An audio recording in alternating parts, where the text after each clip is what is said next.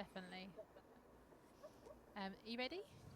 Yep, let's Perfect. do this. So with me today, I have Deborah Beatty, who is the badass color mystic coach. Deborah, thank you so much for being here. Tell us a bit about you and where you're from and what you do. Well, right now I'm here in the U.S. I'm in Salem, Oregon. And what I do is the reason that I'm called the badass color mystic is I work with a spectrum of 9 color rays. I was born a synesthete, which means that synesthesia is where your sensory input kind of takes a left turn on the way to the brain. And people with synesthesia can like smell music, or, it's just the sensory's weird. And so for me, I feel people as a color. And I observed over my lifetime that people I felt were blue were this way, people that were green were this way, and I kind of categorized them. And out of that, about 15 years ago, somebody told me that not everybody can do that, and blew my mind. And so I wanted to see how I could use this to help others, because that's what I'm all about. And I'll get to the badass part in just a second. And so using the color work, the color energy, I can talk, bandwidths, I have been able to help people to see who they really be, and how to use the color ray energies that they were given to have their best life. And the reason that I call myself the badass color mystic is because I blend that with a signature program that's called Walking the Betrayal to Badass Path. And I define badass as bodacious, assertive, determined, approachable, serene, and secure. But I'm changing serene to sassy because it fits better. Sounds amazing, and absolutely, I agree with that change. And so basically in 1997, I lost everything. Lost family, lost my identity, lost my job, lost family, business, the works. And I was sitting, I actually wound up on the streets for 3 weeks. And I was sitting there trying to figure out why I wouldn't walk in front of the next bus and just end it all, when it suddenly hit me that I was here to do something for people, for others. It's not about me. And so that's when I kind of got hit with, I guess you could call it a download, I don't know, about autopilots. And an autopilot is a should or an ought to, hence the oughta. A should or an ought to that robs you of your ability to choose. And so my first book that I wrote was Disconnect Your Autopilots, and it was kind of about my story, rebuilding from nothing. And I'm a master starter over. And so what I teach is what I did to rebuild my life and to have now a created life on my own terms, doing what I want to do, the way I want to do it. I mean, that's the dream, right? And I think everyone talks about doing it, but not everyone finds the path to do it. And particularly Oh, from it's not such, easy. yeah. And how old? What? So I'll be polite. What sort of age range were you in when you lost everything? Let's see, it was in 97, so I was 45. Okay, so I was starting 45 out, and I'm 72 now. yeah, and so starting out at 45 is scary for anybody, but actually, I think it's an age where it does happen for different reasons, because people get divorced in their 40s, they have career changes in their 40s, and what's wonderful about your story is that, but you really did take it to the bottom. You had nowhere else to go, and yet look at you now. So that's a really Well, inspiring message. there used to be a saying many years ago, life begins at 40. Now I know why. Yeah. Yeah, it was really tough in the beginning because there was a lot of what do I want? How do I want it? Why do I want that? And what does it mean? And one of the best tips I can offer your readers is one of the first steps I do with any of my coaching clients. I tell them, take a big piece of paper and fold it in 4. And the first column is the skills that you have that you do effortlessly. You may not even be aware that they're skills because they're so easy for you. And they're things that you would do whether somebody paid you or not. Mm-hmm. They're things that just light you up and have you glow through your day. The second column is skills that you have that, they're okay. I'll do them if I need to. They don't really light you up. But they're not a bad, it's not a bad kind of thing. You'll do them. Third column is, oh, hell no, never doing that again. As long as I live, for me, it was working in a feedlot. Never, ever again. And then the fourth column are the skills that you wish you had. There's something missing. You might need accreditation. You might need another year of college. You might need a mentor, something to teach you how to do something. That's the fourth column, is skills that you wish you had. And if you look at that, it's kind of like taking inventory of why you're on the planet. And it's, I tell a lot of my clients that are in a career shift, look at this and go for the jobs that are going to light you up. And, and I help them create that vision that they have for what they want to do with the rest of their life. Beautiful. So many of my, I work primarily with women, but, I've had a few men over the years. And what I do is people are getting into a rut. It's get up in the morning, go do your thing, come home, have dinner, maybe have a couple hours to watch TV or something, go to bed, get up, rinse and repeat. And life has become grayscale. You're just going through the motions. You're not engaging. You're not loving your life anymore. Think of when you were 5. Everything was wonderful. I mean, everything was so full of wonder, and you were discovering things, and it was exciting. Now you're kind of going, yeah, all right, cool. And, what my work is to bring the color back into that and recharge that battery so that you get excited again. I love your use. Obviously, colours are important to you, but grayscale is so true. As you say, that day in, day out routine, you don't stop to think about what you're doing or why you're doing it. It's part of the routine, it's the habit, it's the behaviour. And we get on this treadmill and there doesn't seem to be another option. But what you're saying is, let's find that alternative option, which I think is so important, because we're told what we should expect often. With the way we're brought up, with what society expects, there is a whole reason there is a 9 to 5. It feeds the bigger system, and that's cool and that's important. But the 9 to 5 might not be the right one for you, or a 9 to 5 might not be right for you at all. And these are all okay options. Mm-hmm. But with the colour aspect, I'm really curious. So when you see people, do you see them as a range of colours, or is it with one sort of stronger than others? Do people have a spectrum themselves, or is it that they categorise into these, was it 7 colours that you see, sort of thing? Well, for me, it's not really seeing a color. Let me be really clear. I do not see what they call auras. Mm-hmm. I wish I could. I hear they're gorgeous, and I've looked at like the aura photographs, and I am amazed that, people walk around with all that going on. It's amazing. But with me, it's kind of like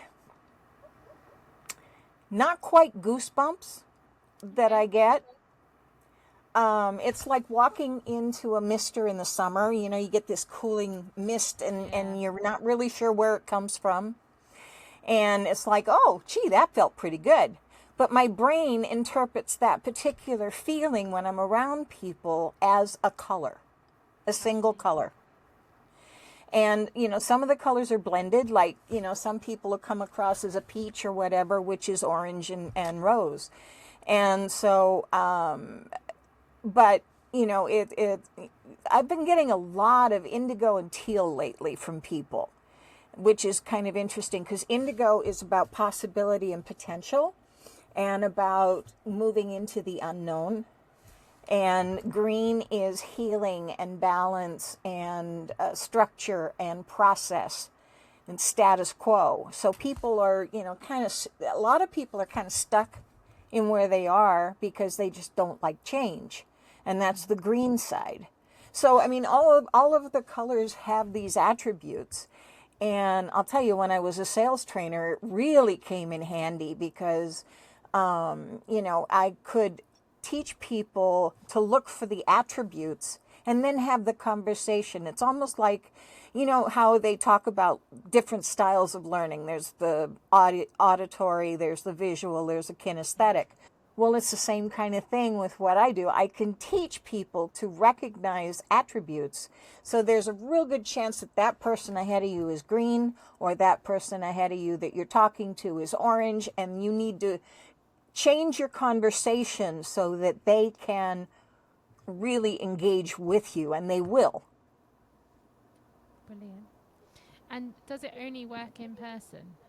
Do you No. have to be near no, so you can do it I'm getting better at it online because I do a lot of virtual readings and things like that for several companies.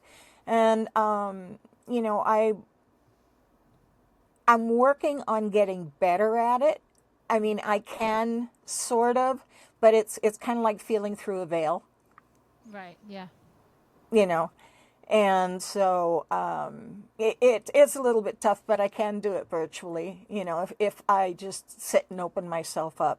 Most of the time I'm around, because I do a lot of live events, and I'm around so many people that it just gets to be cacophonous, and it's just like, and so I have to kind of block.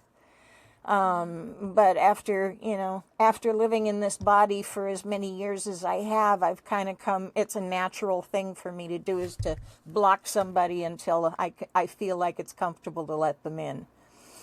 Amazing. And with the feeling of the colors then, do you ever have experiences where you sense people, you feel people who are definitely don't have good intention? Does that resonate at all? Does that come Oh, through? absolutely. There is a particular shade of dark red that I will feel from people that tells me, get your fanny out of there, get your tail out of there now, or else there's going to be a fight. And you really don't want to do that at your age, No. No. Interesting. So going back to how you rebuilt everything, and you had that moment going, I need to help others. When you're in that dark place, when you are at rock bottom, and as you said, you're contemplating, do you go on or not? How did you find the strength to make a different choice? How did you sort of decide to keep going? Was it just sort of intervention of some variety, or was it just that you found that inner strength within you? Well, one of the things that I have come to be aware of that I never knew before was that when you are in that space, I call it living in the nothing, there is a clarity that comes to you. And I've talked to a lot of people that have lost everything, or have lost a loved one, and they feel like they're in that spot where there's just nothing. There's a clarity there of, I don't know if you want to call it divinity, or a God spark, or whatever you want to call it. But when you're wandering around in the dark, sometimes there's a hand up, and sometimes if you're willing, you can feel where the walls are. I call it and there are holes there that you can pull yourself back up out of the pit. But I talk about sometimes it's like thresholding. Now, a lot of old houses have raised thresholds. You know, they're those wooden thresholds between the rooms. And I remember as a kid standing on them and rocking back and forth because it was fun. Too. Yeah, Yeah. yeah. Yeah, yeah. I think a lot of people have, you know. And I call it thresholding. But when I talk about that, it's like, okay, you're in a light room. You know where everything, well, I don't know if you'll know where everything is, but you know what's in that room. That is comfortable for you to be in that room with the lights on. You know that if you shut the light off, you'll know where to go to avoid the furniture because you've been there before. And what you're thresholding on is a dark room ahead of you that you haven't been in yet. And you don't know what's in there, and it's scary. You know, the unknown is scary to human beings. I don't care how adventurous you are. Sometimes people seek out the scary because they're adrenaline junkies and all that kind of stuff, and it's fun. But for most of us, what lies ahead can be really scary in the darkness. When all we really need to do is reach our hand around and flip the switch and turn the lights on in that room. But a lot of times we need to take the step off the threshold to be able to find the dumb light switch. But it's as simple as that. And, you know, shedding light on the darkness, it brings everything into focus. I used to call myself a life docent because I like to be able to take my clients by the hand and go explore the dark parts in their lives where they didn't want to look too closely because there might be spiders there, or there might be something scary, the monsters under the bed, all that kind of stuff that we all grew up with. And what I do is I shine a light into those dark places and show them the beauty, because I have come to know with every corpuscle in my body that in that dark space there is beauty. And if you feel like you've been betrayed, I do a lot of betrayal work. If you feel like you've betrayed, if you're brave enough, because it's not easy, if you're brave enough to really dig through the darkness in that betrayal, eventually you'll come to a gift, because there is always a gift in betrayal. Whether it's, you know, family, whether it's, you know, a job, a career, any of that kind of stuff, yourself. I mean, how many times have you betrayed yourself saying, you know, like for me, I struggle with my weight, you know, and I can't tell you how many times I said, okay, this year I'm going to exercise, I'm going to eat right, and I'm going to lose this stuff. Pass the chocolate cake, please, you know. We've all been there. Yeah, and you know, betrayal is nothing more than a break in trust. Everything else that's built around it, we made up. And so if we can make up those stories about how we've been wronged, and if we've been hurt or anything else, we can make up a new story that's going to empower us instead of victimize us. And we can live into that one. 100%. And I think, to your point, the brain doesn't know what's real or what's not. And this is the power of the mind, is you can create any reality you want to create. I guess the advantage of working with you, though, is that you can help them create the right reality, because we do love to give ourselves a hard time. And as you said, we betray ourselves a lot. But as a result of that, we also have that secondary guilt, that secondary judgment on ourselves by ourselves. Yeah. And just having someone reach out the hand and go, it doesn't matter, you know, what you want it to be, how do you want it to look like? That's such a powerful thing to be able to do. Well, I've created I guess you could call it a machine. I wish I had a physical machine, Right now it's just on paper, and I call it, your meaning maker machine. And basically the way that it works is you take a situation, okay, that you're feeling shame and blame about.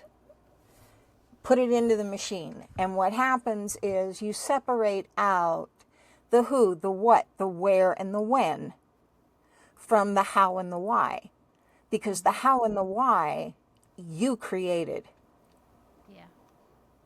And once you can separate the facts from the emotions, which is basically what you're doing, then you start to realize that it's been a spiral, constantly going, and there's a link between the two that is a because.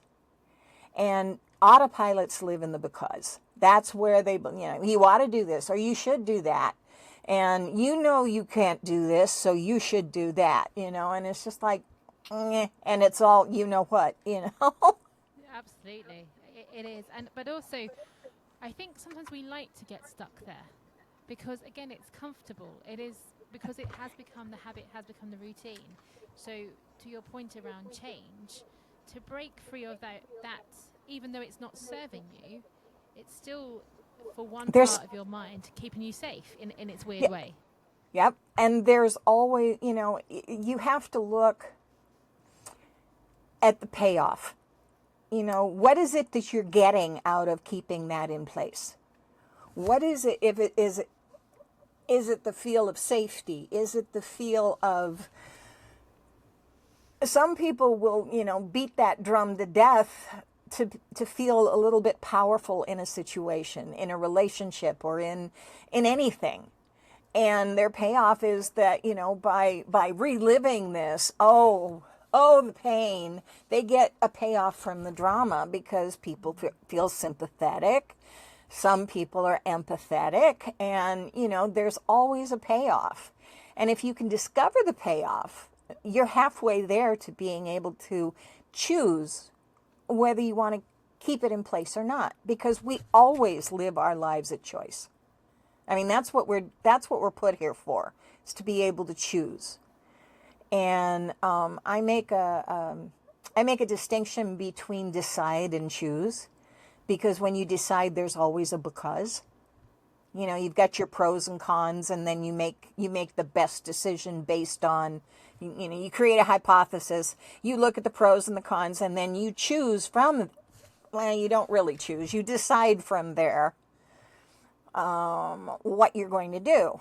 Whereas when you make a choice, I'll take the chocolate ice cream cone, thank you. Why'd you do that? I want, there really is no reason. And do you think it's important to be in contact with those choices as opposed to those decisions? Like, are we I blocking choosing? Yeah, I really do. I do. I think it's very important, because when you know what these things are that are, laid in front of you, you can make choices.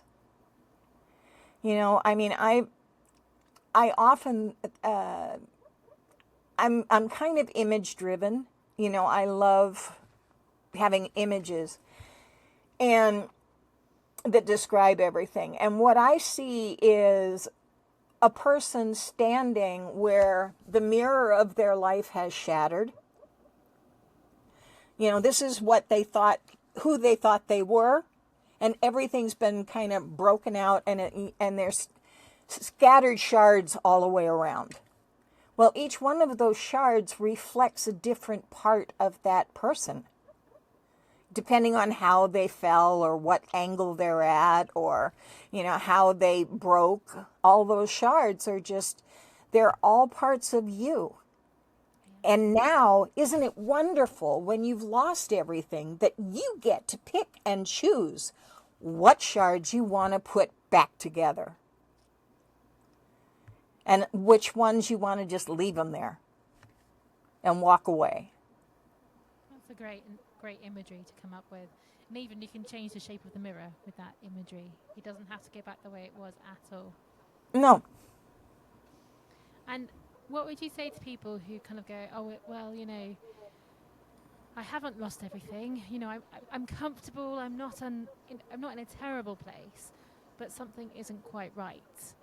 I imagine you see quite a lot of that as well. I do. A lot of the women that I work with are successful. I mean, I don't want to take anything away from them. And, let me just say that working on people's past, I leave that up to the therapists. I'm not one of those. But if you think about it, everything that's happened to us, good, bad, indifferent, scary, comfortable, whatever adjective you want to put on there, makes us who we are in this moment. And in this moment, we can choose who we want to be, how we want our life to go. And when that doesn't work, in the next moment, we can choose again. Because even a nanosecond ago, it's done. And there is nothing we can do to change it. We can go back and look at it if we want to. But, I don't know about you, but there are an awful lot of train wrecks in my past. And I just as soon let them lay there. Absolutely. Yeah. There is a time when you can leave that behind. There really is. And, what I focus on is who you are in this moment. I have a great affection for the color orange because orange is all about balance. It's balancing between the physical and the dream, between red and yellow. Red is all physical. Yellow is chaos in its purest form. A lot of things happening, everything going, but it's where you learn to vision. It's where you learn to put a dream together. And so you're swinging back and forth, but where orange is the most comfortable is in that nanosecond between inhale and exhale, where nothing exists and everything's possible. And all you have to do is choose. And so, that's what I tell people is, all right, so you're comfortable where you are. You're a success. You've got the income you want, so, you're not looking at being out on the streets next week. There are no crises ahead that you're aware of. So what's missing? And for a lot of the women that I talk to, it's, I just don't get excited about my life anymore. It's just become, and it's like, well, let's see if we can that and get you excited again. What do you want to do? If you could close your eyes and do anything you wanted, be anything you wanted, what is that? I don't know. Okay. So, they talk about people going through the book of life and, turning the page, and there are a lot of book, illusions, if you will. And it's kind of like, okay, you've written the book of your life and you've gotten to this point and everything's great. There's nothing wrong, but you're not happy. Well, you're faced with a write your own adventure story and you don't know where to start. So that's where that skill thing comes in. Find out what lights you up. A lot of us have forgotten. We've taken those dreams that we had maybe 20, 30 years ago. We've tucked them very carefully away in a box that we stuffed under the bed because we had kids to raise, or a spouse or a significant other to put through school, needed to keep bread on the table, whatever excuse we had, we put ourselves and our dreams away. And it's time to dig under the bed, fight off the dust bunnies, tell them to go find somebody else to play with, Take those dreams out of that box, shake out the wrinkles, and teach them to dance. Beautiful. You know, I mean, that's what I'm all about. I want people to be happy. I want women to feel content and alive and you know, energetic and engaging in their life and creating their life in the moment. That's what I want for them.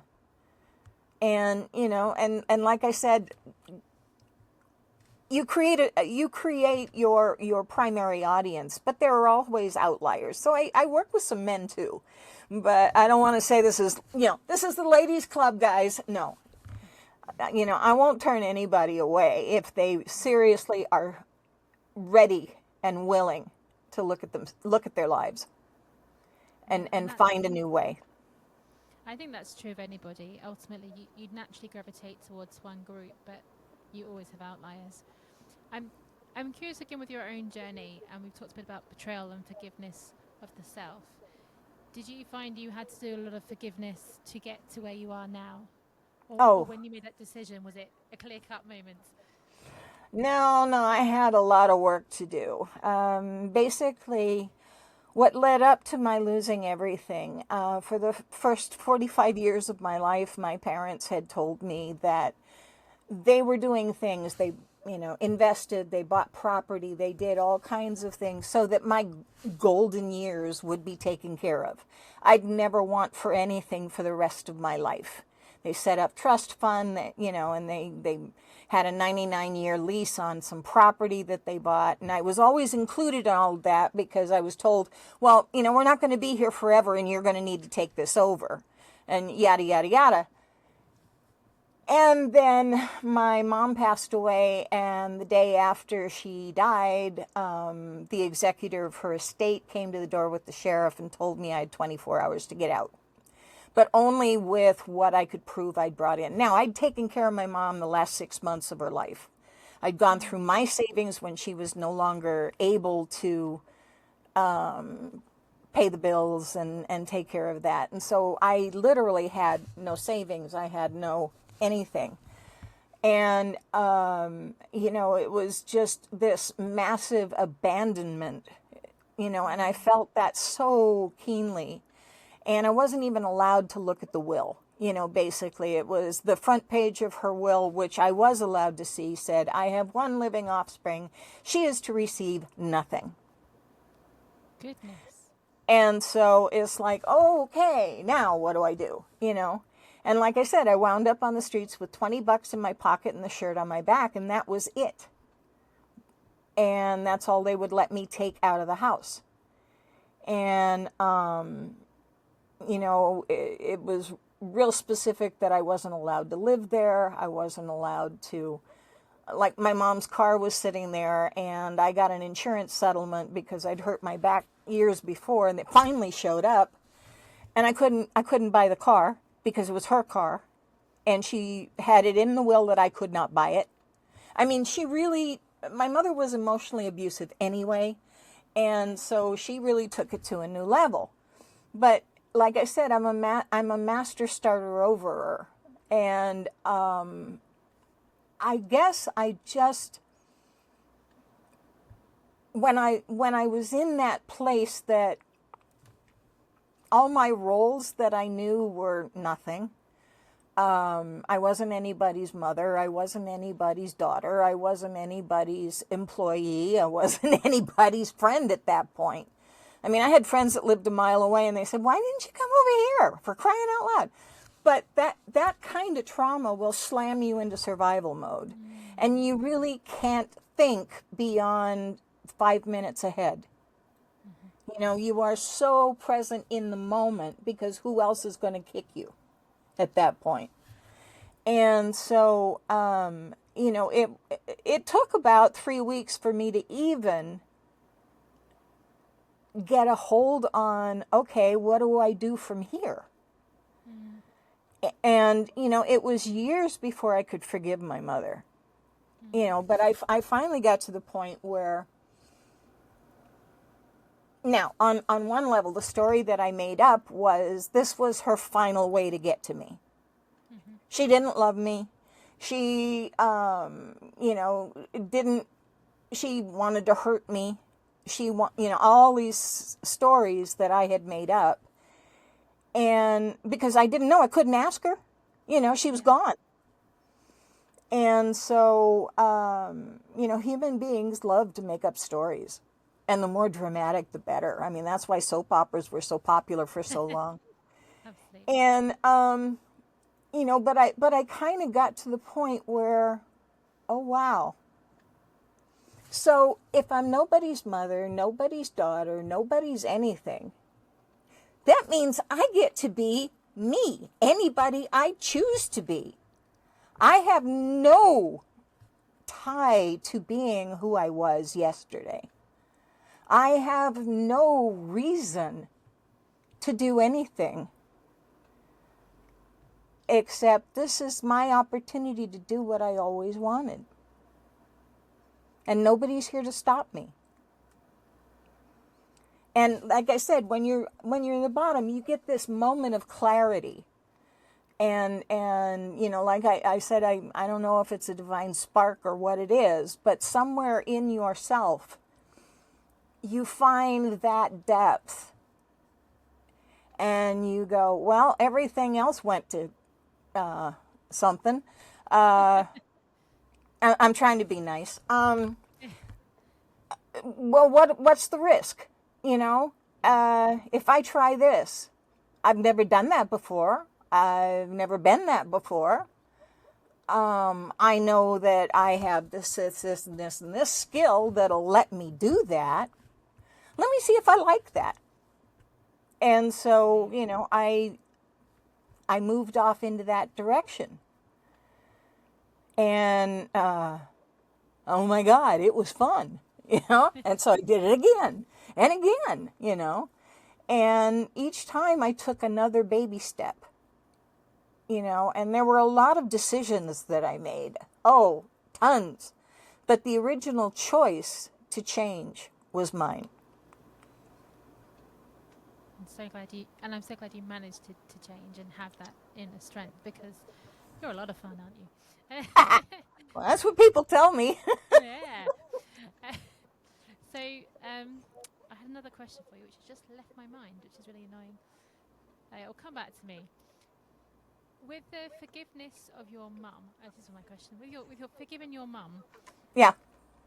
did you find that you had to forgive yourself first before you forgave her? Was there that sort of symbiosis?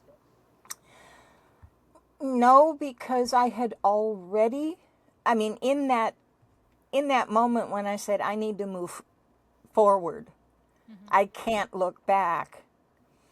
I feel like at that point, in looking at what I had to offer, who I was, what I was made of, basically, there really wasn't any room for the drama, and there really wasn't any room for me to access the stuff that I needed to forgive myself for. It was just really easy to say, well, yeah, you did what you had to do in the moment. Yeah. But it's over, and regardless of how you feel, regardless of what you're going to do, you're not going to change what happened. And so it wasn't really, I don't know if it was more forgiveness, or I don't know if it was more acceptance than forgiveness. I just know that when I said to myself, there has to be a reason why this happened to me. And I started looking for that reason. In that moment,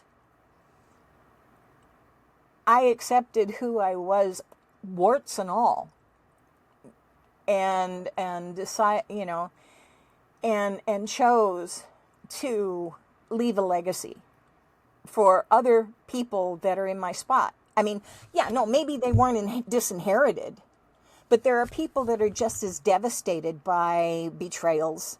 There are people that are just as devastated by loss, and they're struggling. They're really struggling to find a meaning for themselves, a reason to go on.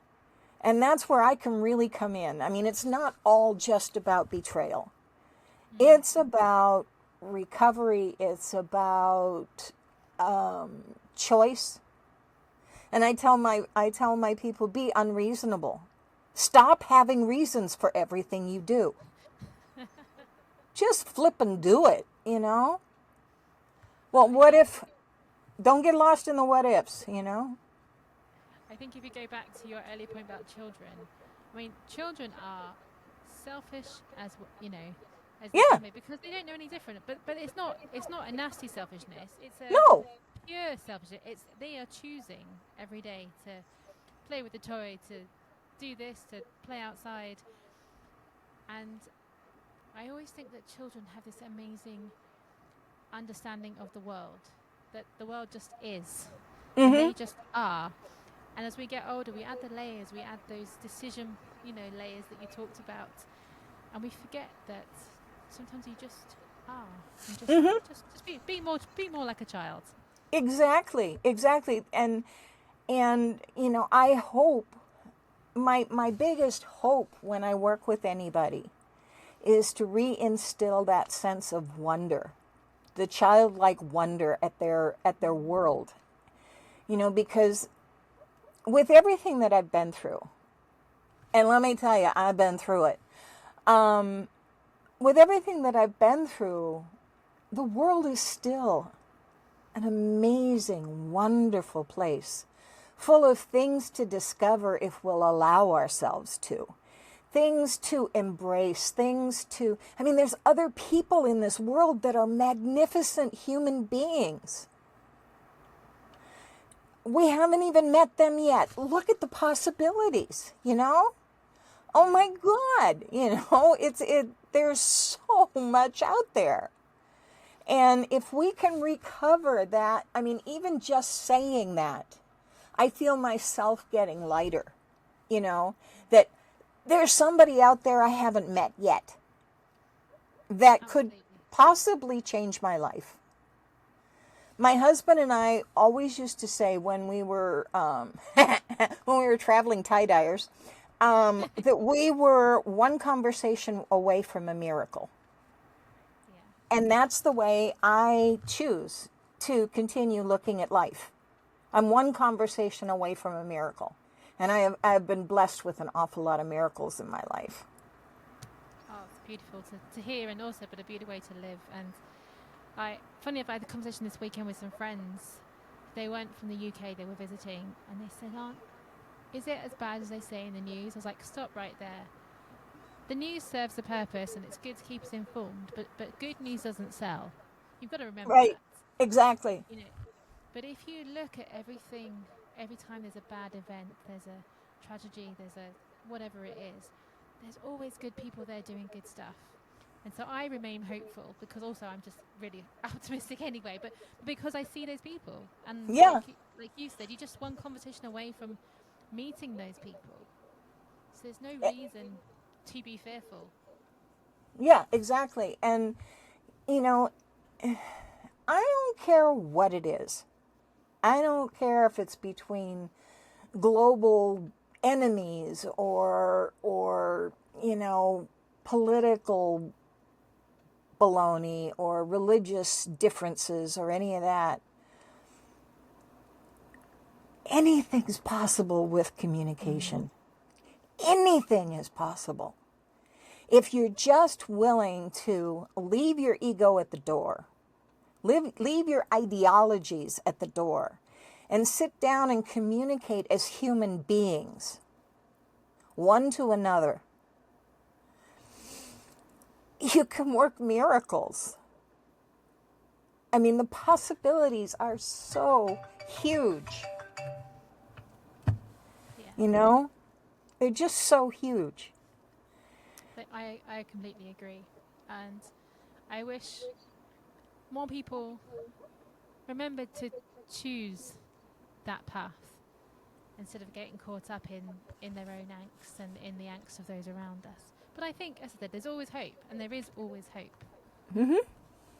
Yep, I agree. So you're 72-ish, going to live for another 30, 40 years. What's next? Let's see. Well, right now, what I'm working on is a new 2-part workshop that I'm putting together for a company here. I'm calling it Articulate Yourself, and it's creativity for the non-creative, or those people who have convinced themselves they're not creative just because they can't paint or they can't draw. What horse baloney, you know? Creativity can be in the kitchen. Creativity can be in a brainstorming session. It has nothing to do with artistic ability. Absolutely. And so I'm putting that together. I'm also just about there on the Betrayal to Badass path actually has 9 stepping stones to it and 3 parts. This gets confusing, but in the first part, I call it the toolkit. And that's where you learn the 4 tools to be able to build the foundation that you can stand on, from which you can launch yourself into the world. And so I'm getting ready to offer the first stepping stone as a standalone course. And the working title is Who Am I Really? And it has to do with getting your power palette done, figuring out what the colors are that you were born under, because I also do natal charts and things like that with the color rays. Doing something that I call that's called dependable strengths, because I'm a dependable strengths facilitator, and looking at all of the things in and out to help rediscover that secret self. We have a public self that everybody knows pretty much that we present. And then, we have that secret self that we keep protected deep inside, and we only share with a very select few, because the world is scary to that secret self, because they haven't assumed the armor that your public self has, basically. You've kept them locked away, so they have no relationship with the world. And and it's kind of getting back in touch with who that secret self is, and bringing them forward to merge with your public self. So then you can ask for what you want. You can know what it is that's ahead for you. You can know who you be. And you can finally step out and have that merged person step up and say, this is who I am. Take it or leave it. You get that public sassiness, and it's like, hey, you don't like it? Take a walk off a long pier, long walk off a short pier, walk west till your hat floats, that kind of stuff. Love it. That's well needed for many people, so look forward to that coming out. How can people find you if they want to ask you more questions, learn more about your work? If they want to get in touch with me, my website is createdlife.com. And I'm on Facebook. I'm on LinkedIn.